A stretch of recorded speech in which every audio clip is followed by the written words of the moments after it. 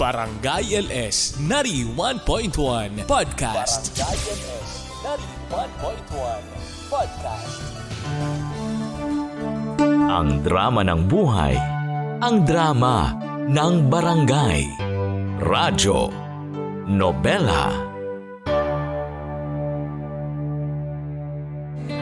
Si Mama Ganda sa Radyo Nobela.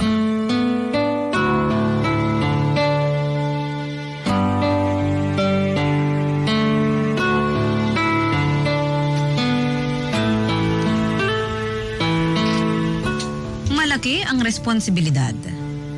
Nahahagkan mo oras na magkaroon ka na ng sariling pamilya. Bukod sa pera, kailangan mo ring maglaan ng oras at atensyon. Ikaw, handa ka na ba sa aabutin mong responsibilidad oras na magkaroon ka na ng sariling pamilya? Dear Mama Ganda, ako nga po pala si Ana, 29 years old at isang single mom. Kami na lang ng aking anak na si Paolo ang magkasama mula nung nagkahiwalay kami ng dati kong asawa na si Rick. 4 na taong gulang pa lang si Paolo nang nagkahiwalay kami ng tatay niya. Nasanay na kaming pareho na kami na lang talaga ang magkasama sa buhay. Pinili ko na rin hindi na muna magkaroon ng panibagong karelasyon hanggat hindi pa umaabot sa kolehiyo ang aking anak. Kabaligtaran naman ang nangyari kay Rick. Nagkaroon ito agad ng bagong karelasyon ilang buwan pagkatapos naming maghiwalay. Si Harleen na mas matanda sa amin ni Rick ng 1 taon ang napili nitong maging karelasyon. Isa rin itong single mom at may isang anak na babae na halos kaedaran lang din ni Paolo. Dito na ako nagkaroon ng problema. Mula nung naging silang dalawa ni Rick, di ko na siya halos mahagila pa, Mama Ganda. Para makabanding man lamang siya ng kanyang anak na si Paolo. Marami itong naging pagkukulang sa anak namin. Hindi lang sa oras at pera, kundi pati na rin sa pagmamahal. Ito yung problemang hindi ko sinabi kay Paolo. Pero alam ko, nadama niya kung ano ang totoo sa nangyayari sa aming dalawa ng kanyang ama. Ako po si Ana. Magandang umaga po sa inyo mga kabarangay at sa iyo Mama Ganda. Heto po ang aking kwento.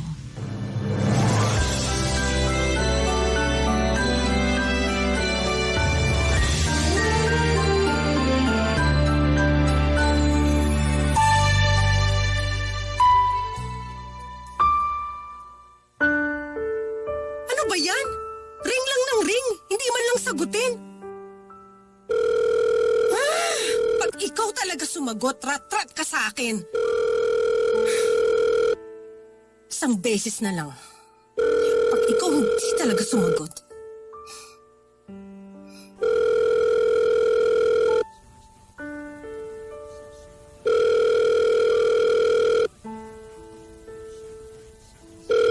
Wala pa rin? Visit kang lalaki ka!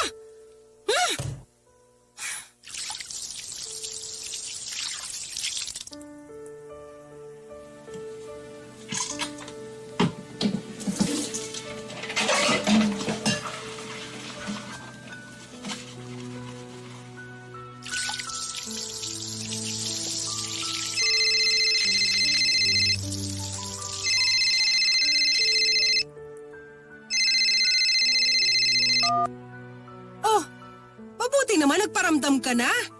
Sorry, Ana. Kasama ko kasi si Harleen at yung anak niya. O tapos? Porke kasama mo na, hindi mo man lang masagot kahit isang beses tong tawag ko? Eh kasi may no phone rule si Harleen kapag magkakasama kami. Para di maging habit ng anak niya yung pagsiselfone pag may ibang kasama. Eh paano nga kung may emergency? Pwede naman mag-excuse ka, di ba? Alam mo namang tumatawag lang ako sa'yo pag may kailangan ako para sa anak mo. Oo, alam ko naman yon. Kaya nga nagpaalam ako na kunwari magsi-CR lang para makatawag ako sa'yo pabalik. At nagawa mo pa magsinungaling. Parang napakalaking kasalanan naman yung pagtawag sa amin ng anak mo, ha? Ng sarili mong anak. Oo na. Ano ba kasi yung kailangan mo? May nangyari ba kay Paolo? Mangyayari pa lang. Top 4 sa klase niya si Paolo at may 2 awards pa siyang matatanggap. Sa susunod na Friday na yung recognition. Ah, next Friday?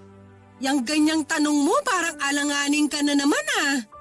Recognition day ng anak mo yon, remind ko lang po. Hindi kasi ako pwede nun eh. Ay, sana nagsabi ka na mas maaga. Kakarating lang na balita sa akin eh. Nag-leave na ako sa work. Sana kung ano man yung plano mo on Friday, makancel mo na rin. Nako, hindi pwede eh. Di mo magawa mag-cancel para sa sarili mong anak? Ang dami mo ng atraso kay Paulo. Akala mo hindi ko binibilang yung mga panahong absent ka sa mahalagang araw niya? Ultimo samahan siya sa pagpapatuloy dati, hindi mo pa ginawa. Mas inuna mo pang samahan yung anak ng asawa mong magpabunot ng ngipin. Mas urgent naman kasi yung ngipin kesa sa tuli. Di naman sumasakit yung ano ni Paolo para kailangan bunutin agad. Huwag mo akong bigyan ng ganyang rason, Rick. Ang punto ko rito, sana unahin mo man lang ang pangangailangan ng anak mo kaysa sa ibang tao. Alam ko naman yun, kaya lang kasi sa Friday di talaga kaya eh. At bakit? Bigyan mo ako ng mas mabigat na dahilan kaysa sa recognition day ng anak mo. May out of town kasi kami ni Harleen. Bakit kayo mag-out of town? May awards din ba si Harleen tulad ng anak mo? Huwag ka naman ganyan magsalita. Naplano na kasi yun. Bayad na kami sa hotel at ibang kailangan, hindi na pwedeng iatras. At yung recognition day ng anak mo, yun ba ang kailangan mag-adjust? Ano Rick, gusto mo tawagan ko yung school para ilipat yung araw ng recognition day nila para makasama lang sa schedule mo? Grabe ka naman, Ana. Late ka na rin naman kasing nagsabi. Mas nauna yung plano naming out of town. Babawi na lang ako kay Paolo pagbalik ko. Ganyan din ang sinabi mo sa kanya nung nakaraang birthday niya. Pero asan na? Utang pa rin yung pagbawi mo sa kanya. Basta gagawa ako ng paraan pagbalik ko. Sa ngayon, sabihin mo na lang na busy ako sa work at may biglaang ganap. Basta ikaw na. Magaling ka naman dyan eh. Alam ko maiintindihan niya. Marami naman akong pwedeng asawahin sa mundo. Bakit ikaw pa yung nakabuntis sa akin? Ay, basta babawi ako. O sige na. Baka magduda na si Harleen kung bakit di pa ako bumabalik. Text mo na lang ako. Bye. Rick, ano bang... Ano ba namang klaseng buhay to? Bakit naman ganitong lalaki yung binigay ng tadhana sa akin?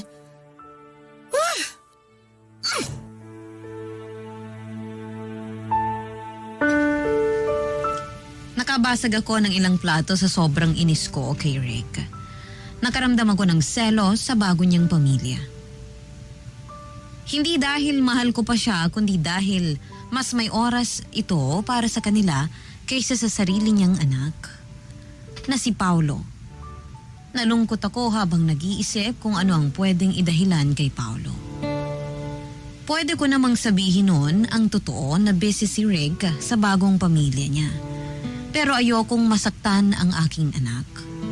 Kinailangan kong pagandahin ang pangalan ng kanyang ama para hindi siya masaktan at magdamdam. Nakailang oras siguro akong nag-isip kung ano yung idadahilan ko kung bakit hindi makakapunta ang kanyang ama sa kanyang recognition. Matalinong bata po si Paolo. At naisip ko noon, di ito basta-basta maniniwala kung hindi maganda ang dahilan.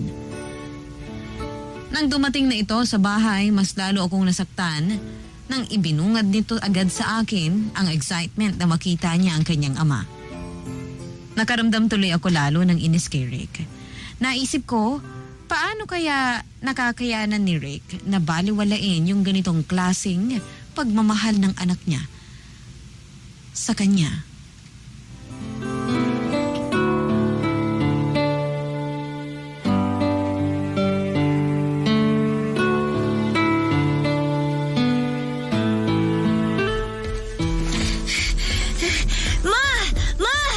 Dahan-dahan sa pagtakbo, nak. Matitisod ka na naman eh. Binigay na po yung recognition booklet namin. Tingnan niyo po, oh. Andito yung pangalan ko. Nagkamali rin po yung teacher ko. Top 3 po talaga ako. Tapos 3 yung awards ko. Aba! Yan yung pagkakamaling gusto ko. Ang dami namang awards, anak. Hakot kung hakot. Bali, 2 beses po kayong akit ng stage ni Papa. Yung 2 awards kay Papa, tapos yung pang top 3 at saka isang award sa'yo naman, Mama. Anak, maupo ka muna. Ibaba mo muna yung bag mo at mag-uusap muna tayo, ha? Bakit po, Ma?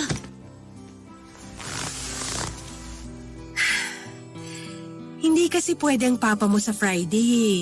May urgent na na out of town. Para sa trabaho niya. Pero alam po ba niya na recognition day ko yun? Oo naman. Sabi nga niya pupunta siya eh. Ika-cancel na nga lang niya yung out of town niya para sa'yo. Pero sabi ko, wag. Kasi alam mo anak, matatanggal siya sa work niya kapag hindi siya sumama. Ah, ganun po ba? Sabi ko naman sa kanya, bumawi na lang siya sa susunod. Okay lang ba yon, anak? Okay lang naman po. Ayoko rin naman pong mawalan siya ng trabaho eh. Mag-picture na lang po tayo ng marami sa recognition day ko tapos send natin sa kanya. Alam mo, maganda yung naisip mo. Hihiramin ko yung DSLR ng Tito Joaquin mo. Okay po, Ma. Bakit parang malungkot ka naman dyan? Gusto mo ba ng ice cream? Ipaghanda kita, gusto mo? Naisip ko lang kasi, Ma. Minsan, nakakatampo na si Papa eh. Anak, busy kasi ang papa mo eh. Alam mo namang tambak ng work. Dami na niyang sinabi sa akin halos hindi na ako makasunod. Tapos sabi pa niya, Nakita ko naman sa mga post niya sa Facebook, hindi naman puro trabaho yung ginagawa niya eh. Puro pasyal kasama si Tita Harleen, tsaka yung anak niya. baka kasi nagkataon na day off. O kaya bakasyon nila, ganun. Di naman lagi yun, nak. Pero bakit parang ganun lagi sa akin, Ma? Anong ibig mong sabihin? Bakit pagdating sa akin laging naiipit siya sa trabaho? O kaya busy siya? O kaya naman may emergency siya? Alam mo naman ang trabaho ng papa mo. Wala lagi sa oras, hindi makatansya. Basta ganun. Hindi ko na siya nakikita halos. Tapos pagka po nagko-comment ako sa pictures nila para kumustahin siya, di naman po siya nagre-reply. Ay naku, wag mo masyadong pag-isipan yan. Kapag nagpo-post talaga ang papa mo sa Facebook, nagpo-post lang tapos hindi na nagre-reply sa mga nagko-comment. Huwag mong masamain yun. Pero yung iba po nire-replyan niya yung comments. Yung sa akin lang po yung hindi. Baka hindi lang napansin? Alam mo naman masyadong marami nagko-comment sa mga posts niya eh. Baka hindi lang talaga nadaanan ng mata niya. Tapos nagme-message din po ako sa kanya. Pero hindi rin siya nagre-reply, Ma. Kahit seen po, wala. Kahit naman online siya. Hindi nga rin binabasa ni papa mo yung messages ko eh, kaya tinatawagan ko yun eh. Sabi naman niya bihira siya magbukas ng messenger. Tamad lang talaga siya sa pagre-reply sa chat. Mga ganun. Wag ka nang malungkot dyan. Nakakatunaw ng ice cream yung pagsimangot mo eh. Magbihis ka na doon at ihanda ko ng merienda mo. Ma, Hmm? mas mahal kaya ni Papa yung anak ni Tita Harleen kesa sa akin?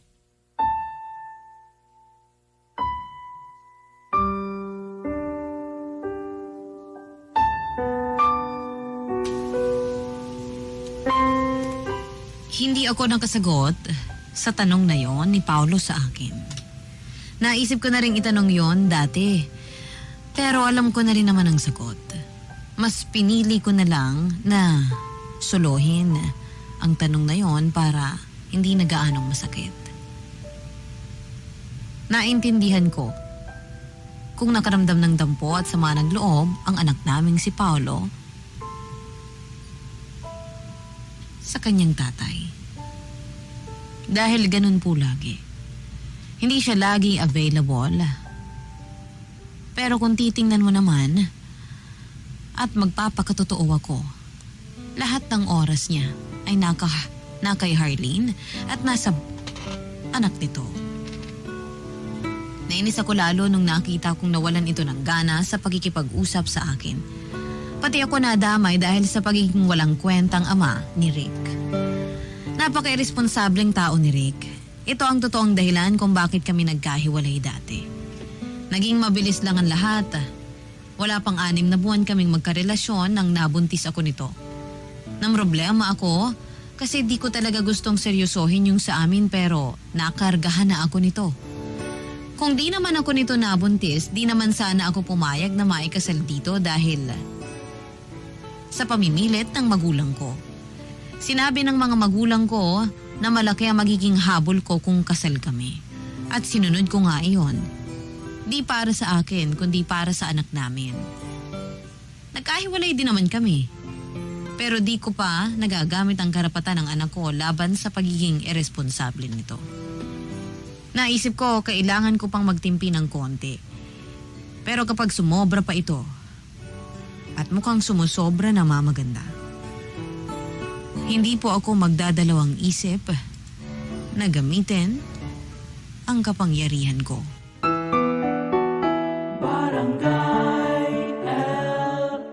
91.1 Si Mama Ganda sa Radyo Nobela.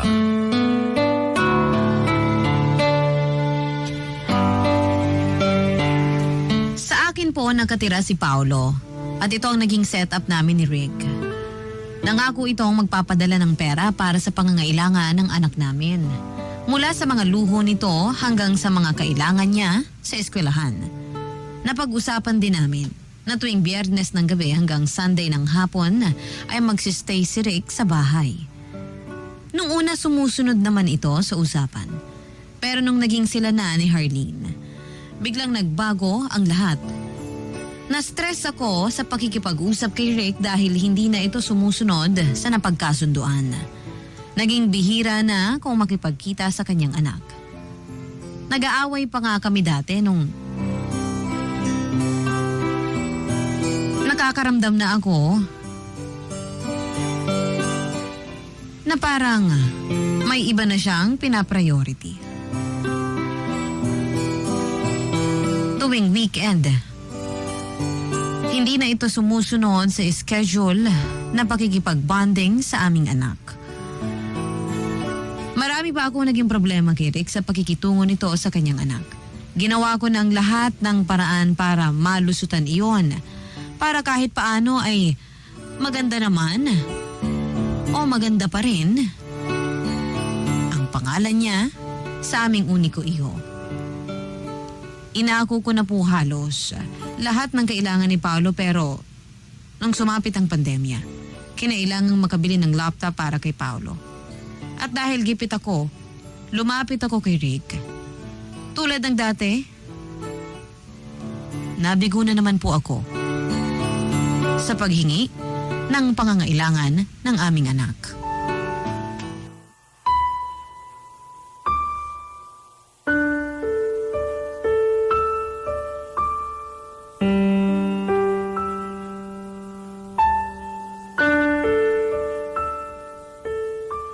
Hoy, ano na?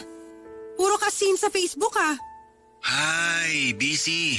Busy o talagang ayaw mo magbigay ng pera? Hindi sa ayaw magbigay. Wala lang talaga ako maibibigay. Ikaw? Mawawala ng pera? Wag nga ako, Rick. Wala nga talaga. Rick, ano ba naman? Buti sana kung yung hinihingi ko sa'yo ay pang sarili ko para yung kay Paulo. Alam ko naman. Alam mo naman pala eh. Bakit hindi ka makagawa ng paraan? Magsisimula ng online class niya. Need ko na makabili ng computer para sa kanya. Baka naman pwedeng cellphone na lang ang gamitin. Mas komportable siya sa computer. Mas magiging maayos siya doon kaysa sa cellphone. Tsaka nakita mo naman ang cellphone ng anak mo halos pasira na. Pinagtsatsagaan na nga lang niya eh. Di ipagamit mo na lang yung cellphone mo. At ano ang gagamitin ko? Basta gumawa ka na lang ng paraan, Ana. Lagi na lang eh. Lagi na lang. Ngayon lang ako hihirit sa'yo ng pambili ng kailangan ng anak mo tapos tatanggihan mo pa? Kailangan niya ng computer, Rick. Gumawa ka naman sana ng paraan para kahit yun lang ang maiambag mo sa kanya. Wala talaga ako maisip na paraan para magkapera. May trabaho ka naman, di ba? Alam ko may credit card ka rin. Bakit kaya hindi mo yung gamitin at hulug-hulugan mo na lang? Di ko na ginagamit yung credit card ko. Mababaon na kami sa utang ni Harleen kapag ginamit ko pa yon. Abonohan mo na lang muna. Kapag natapos tong pandemya, babawi na lang ako sa kanya sa ibang bagay. Yan na naman tayo sa babawi pero hindi naman ginagawa. Gipit lang talaga, Ana. Nahihirapan nga kami mag-budget ngayon eh. Kasi nagsara yung pinagtatrabahuhan ni Harleen. Alam mo naman yun, di ba? Kaya sa akin umaasa tong mag-ina. At kami ng totoong mag-ina mo, hindi kami pwedeng umasa sa'yo. Hindi kami pwedeng makihati kahit konti sa budget mo. Di naman sa ganon. Kaya lang, wrong timing kasi ang hingi mo eh. Kung sinabi mo sa akin dati pa, edi sana nabili ko na yan. Dati pa sana? Eh kahit nga bagong uniform ng anak mo, hindi mo nabilhan dati. Kasi sabi mo magbabayad ka ng insurance ng sasakyan mo eh. O lagi na lang wrong timing ba? Kahit gisahin mo ako sa mga pagkukulang ko, wala talaga ako maihaabot sa'yo. Pasensya na. Ihingi mo na lang ako ng sorry kay Paolo. Kahit man lang kalahati ng presyo ng computer. Pinakamura na yung kukunin ko, Rick. Yun ang request ng anak mo eh. Ako na bahala sa iba, didiskartehan ko na lang. Wala nga talaga. Kahit 1,000 lang, please. Sorry, kahit 500 pa yan, wala talaga. Wala kang pang-ambag sa kailangan ng sarili mong anak pero sa anak ng iba, bigay todo ka sa pagbigay? Walang ganyang nangyayari ah. Huwag kang gumagawa ng kung ano-anong kwento dyan. Ah, talaga? Gawa-gawa lang ba yung mga pinagpo-post mo sa Facebook na bigay mo sa mag-inang yan?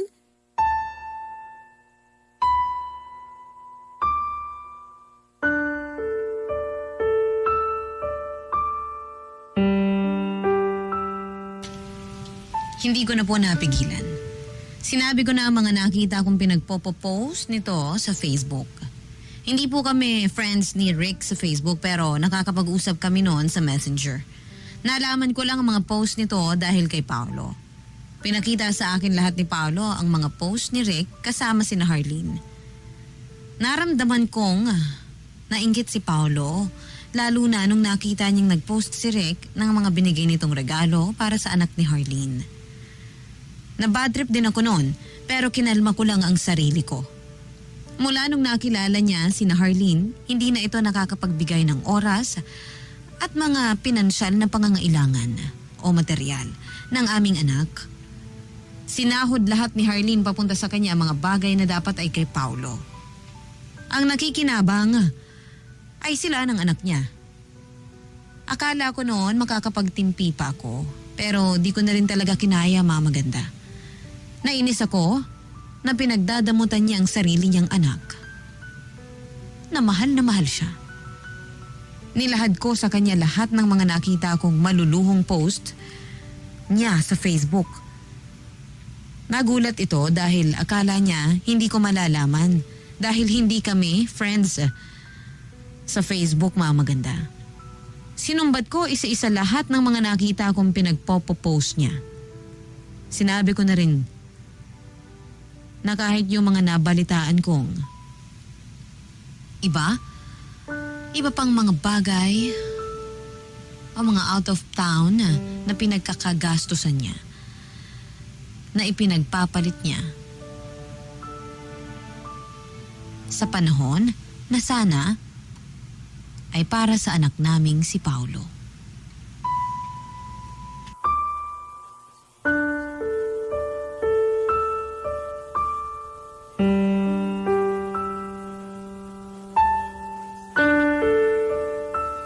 Akala mo siguro hindi ko alam, no? Nagkamali ka atang inad mo ang anak mo sa Facebook. Sa kanya ko nalaman lahat ng mga pinagpo-post mo. Baka mga lumang pictures lang yung nakita niya. Masyado ka namang naniniwala sa mga sinasabi ni Paolo. Mas gusto ko nang maniwala sa sarili kong anak kaysa sa'yo na puro kasinungalingan na lang lahat ang sinasabi. Oo, aaminin kong gumagastos ako para kina Harleen. Eh ano ba magagawa ko? Eh sa akin nakatira yung mag-ina. At dahil hindi dyan nakatira si Paolo, kaya hindi siya nakikinabang sa pera mo, ganun ba? Hindi naman ganon. Pero ganun ang pinaparamdam mo sa amin eh. Ganun ang pinaparamdam mo kay Paolo. Lagi na lang siya ang huli sa priorities mo. Anak mo yun, Rick. Anak mo. Kung meron mang dapat makinabang sa pinaghihirapan mo, dapat mismong anak mo yun at hindi anak ng ibang tao. Alam ko marami akong pagkukulang. Pero humahanap naman talaga ako ng tiyempo para makabawi sa kanya eh. Ilang beses mo nang sinabi yan pero ni minsan hindi ka pa nakabawi sa kanya.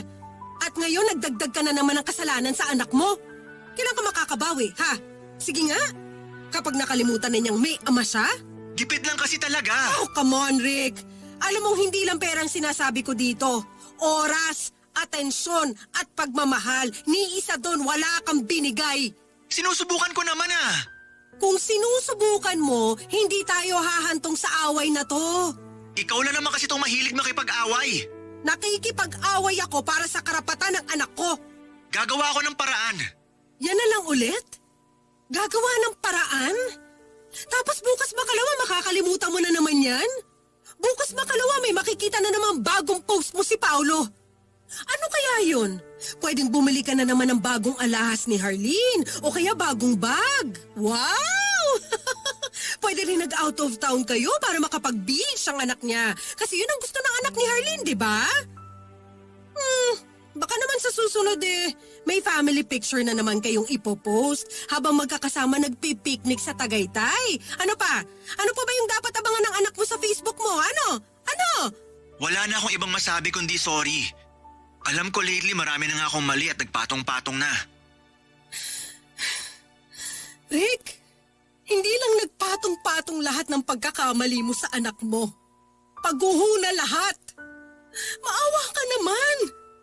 Wala na akong halos maisagot sa kanya sa tuwing nagtatanong siya kung nasan ka ba, kung kailan ka magpapakita, kung bakit pinagkakagastusan mong birthday party ng anak ni Harleen samantalang si Paulo kahit i-text mo lang ng happy birthday, hindi mo magawa. Sige nga, sa tingin mo kaya ng sorry yan lahat? Ay, uutang ako ng pera pambili ng computer ni Paolo at ibang kailangan niya. Pero wag mo na lang sanang ipaalam to kay Harleen. At bakit? Anong pakialam niya? Responsibilidad mo si Paulo at kung paglaanan mo man ng pera ang anak mo, wala siyang karapatang magalit. Alam ko yun pero umiiwas lang ako sa gulo. Gipit nga kami ngayon kaya sana maintindihan mo. Huwag na tayo magtalo tungkol dito, please. Siguraduhin mo lang na makakabawi ka na this time. Magbigay ka ng oras sa kanya bago magpasukan. Kausapin mo siya kahit man lang sana sa Facebook o text. Ako na yung nakikiusap sa'yo. Huwag mong iparamdam ng paulit-ulit sa anak mo na mas mahal mo ang anak ng ibang tao kaysa sa kanya.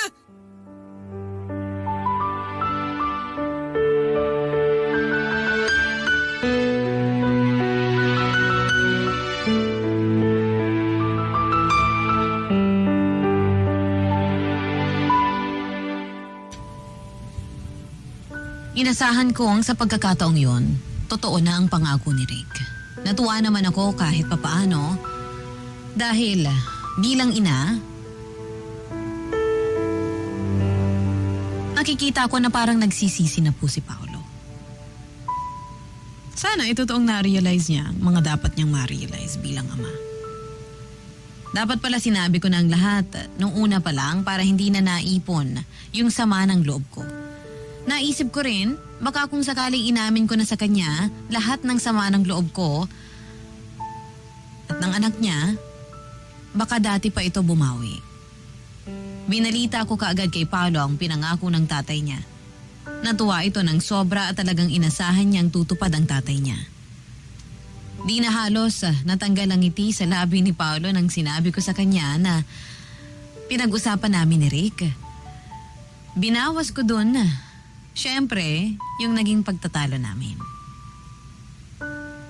Nagpakwento pa ito ng nagpakwento kung ano pa yung mga pinag-usapan namin ng kanyang ama. Na-excite din siya sa pagkakataon na maaaring tumulog si Rick sa darating na weekend sa aming bahay. Hindi ko pa na-confirm kay Rick kung pwede. Pero baka naman pwedeng pakiusapan kahit isang Sabado lang. Nagdasal ako noon na sana magtuloy-tuloy po ang pagbawi ni Rick sa aming uniko iho. Dahil para sa akin, ang kaligayahan ng anak ko ay kaligayahan ko rin.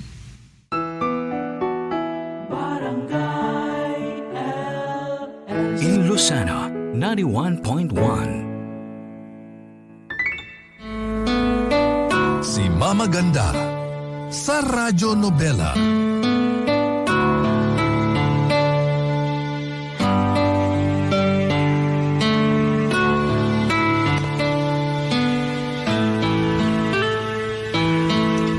Pinaghandaan po ni Paulo ang araw ng pagdalaw ng kanyang ama. Naalala ko, gabi pa lang nagplansya na ito ng damit niya na gagamitin upang salubungin ang kanyang ama. Sinabi ko sa kanya na hindi nga sila makakapasyal dahil bawal lumabas ang mga bata. Sumagot naman na ito at sinabing ayos lang. Basta lang daw makita niya si Papa. Parang hiniwa ang puso ko nang marinig ko yon. Gusto ko sana na makalabas silang mag-ama para makapasyal pero dahil COVID hindi iyon naging posible. Inagahan itong matulog para may energy daw siya sa paglalaro nila ng tatay niya. Sinabi pa nga niya na marami siyang ikukwento kay Rick kapag nagkita sila. Nang sumapit ang mismong araw ng pagdalaw ni Rick, maagang nagising si Paolo para mag-prepare. Narinig ko itong pakanta-kanta pa habang na-excite na nagpa-practice ng sasabihin niya sa kanyang papa. Natuwa ako nang makita ko yung sigla ni Paolo na katulad nung araw na yun. Bihira ako kasi siyang makita na ganun kasaya. Masyado niya talagang namiss ang papa niya kaya naiintindihan ko kung bakit ganun siya kabibo nung panahon na yun. Alauna ng hapon ang usapang pagkikita nila. Dadalaw lang si Rick at iabot ang pinangako nitong computer kay Paolo. Iyon ang naging usapan namin. Nakakuha naman daw ito pero second hand lang at sinabi kong ayos lang yan basta may magamit sa pag-aaral ang anak natin.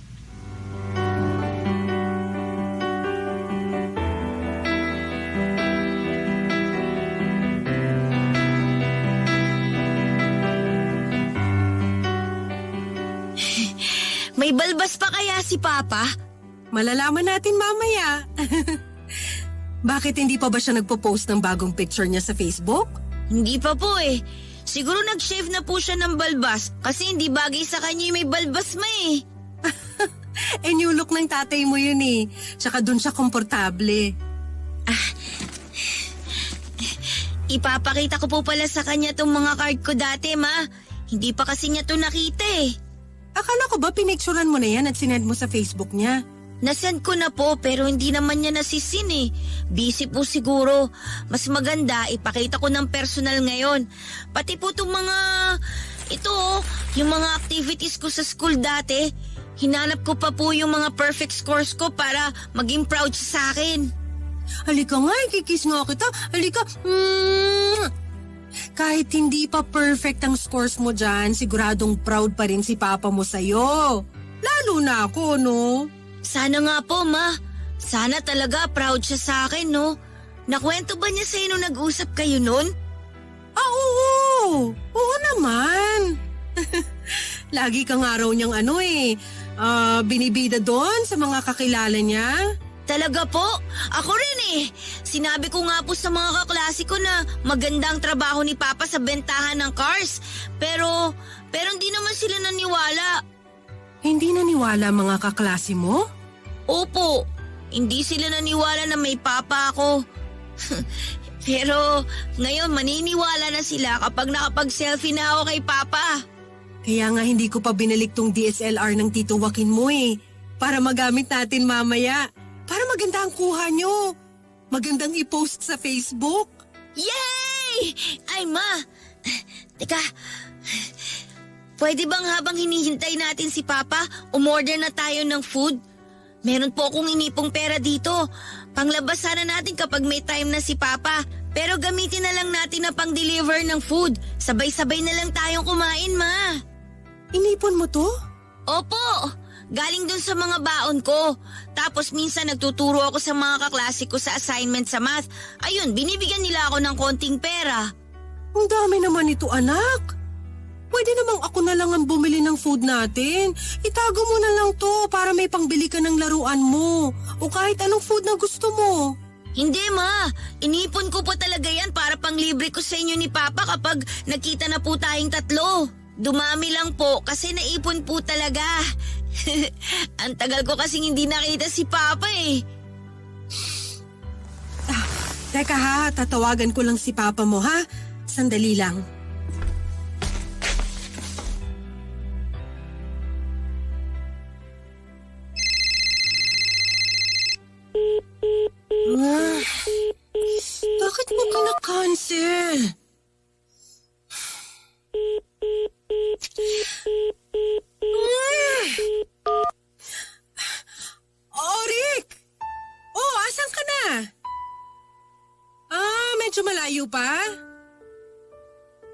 nalilate ka sa traffic? Ay, may traffic pala dyan ngayon? Oh, sige. Yes. Sige, ako nang bahala magsabi. Ingat ha. Malalate po si Papa. Oo na-traffic daw. Umidlip ka muna anak ha. Lalabas lang ako saglit ha. Isara mo tong pintuan. Huwag ka magbubukas hanggat hindi ako yung kumatok ha. Okay? Saan po kayo pupunta? Ako na yung bibili ng food natin. Mas makakapili ako ng mabuti kapag ako mismo yung pumunta. O sige na, umidlip ka muna sa kwarto mo ha. Okay po, Ma.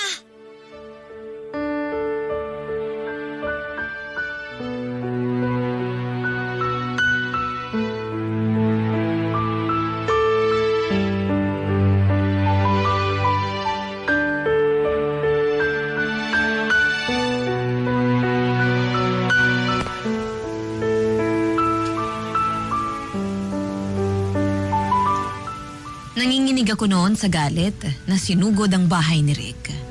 Ilang beses ko pang sinubukang tawagan ito pero talagang nakapatay ang telepono niya. Nung una, nag-ring pero nung sumunod, halatang kinancel na ang tawag ko.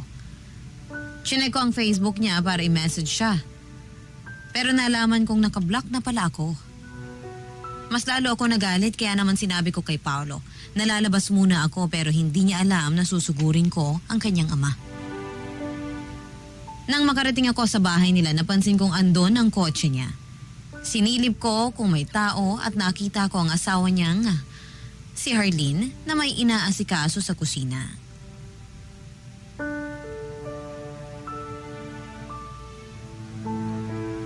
Correction, Mama Ganda. Kinakasama ng asawa kong si Rick. Nasilip ko rin ang anak niya. Sinubukan kong tingnan kung andun si Rick pero wala ito. Nilapitan ko ang mismong pintuan nila at saka ako kumatok. Nakailang beses ako sa pagkatok bago ako napagbuksan ni Harleen. Mukhang inasahan na nito ang pagpunta ko. Nakapamewang po ito. Na parang ala kontrabida sa isang teleserye.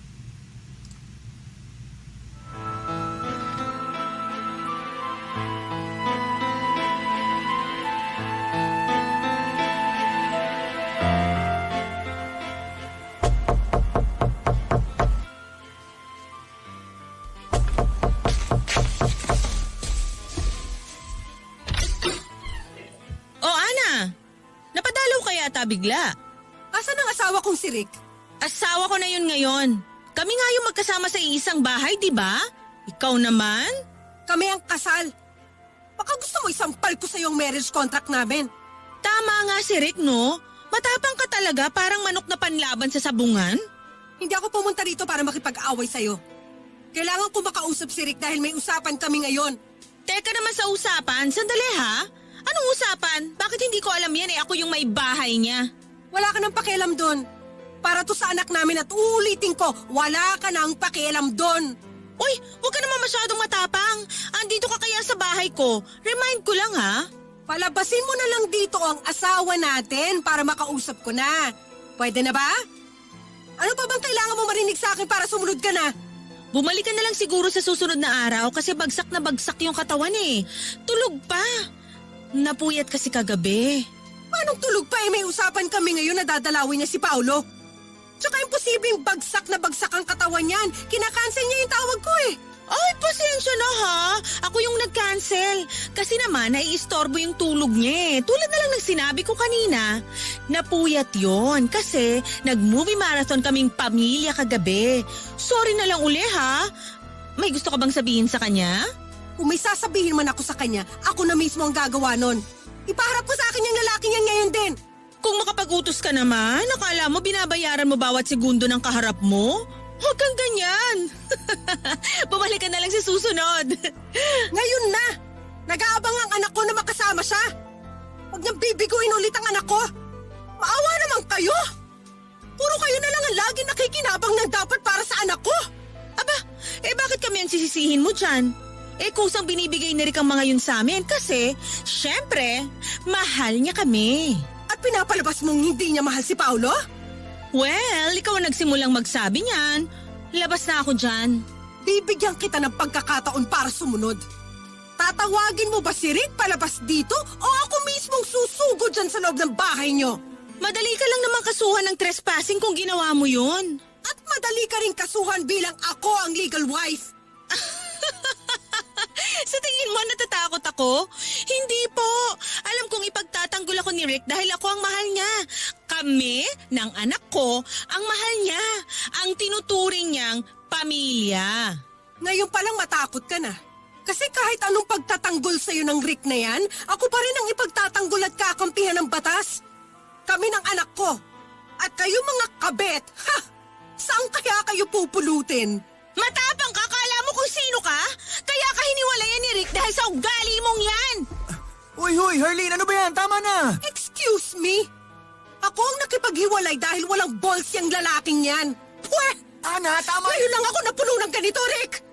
Pasensyahan na lang tayo! Yung kasal natin noon gagamitin kong baraha para makulong ka ngayon! Baka ikaw ang makukulong. Pweh! Idedemanda kita! Idedemanda kita! Harleen, tama na! Magdemandahan tayong dalawa! Tayong tatlo! Hindi ako takot!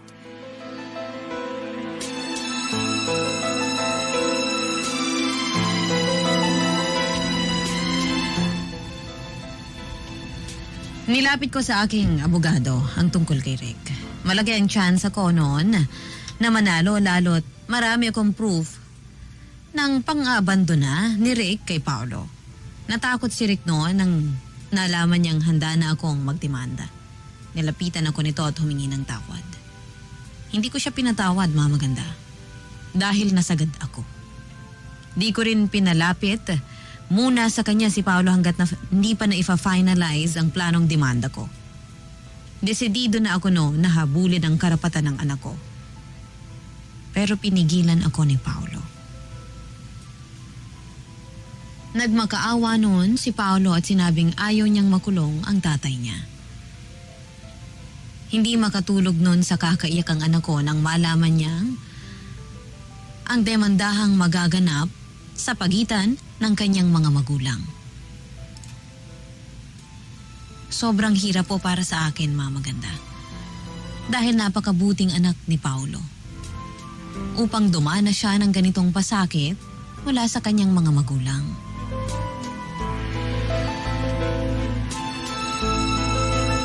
Nagkausap-usap na lang kami ni Rick at nagpapirma ako sa kanya ng ibang kasulatan tungkol sa responsibilidad nito kay Paolo. Pumayag naman agad si Rick. At walang nagawa ang asawa niya dahil sinaad ko rin sa kasulatan na hindi dapat makialam si Harleen sa usapan naming pamilya. Sa ngayon, nagtutuloy-tuloy naman ang sustento nito kay Paolo. Naging masipag na rin ito sa pagdalaw at napansin kong bumalik na ang loob ni Rick kay Paolo.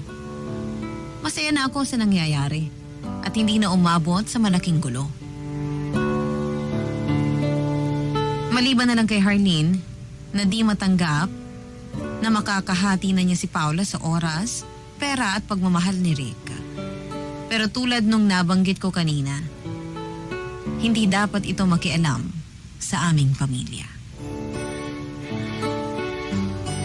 Maraming salamat po, Mama Ganda, sa pagbasa sa aking kwento. Nawa ay nakapag-iwan kami ng aral sa ating mga kabarangay na parehas ng pinagdaanan ko. Ako po ang inyong forever kapuso at kabarangay, Ana. Ang drama ng buhay, ang drama ng barangay. Radyo Nobela.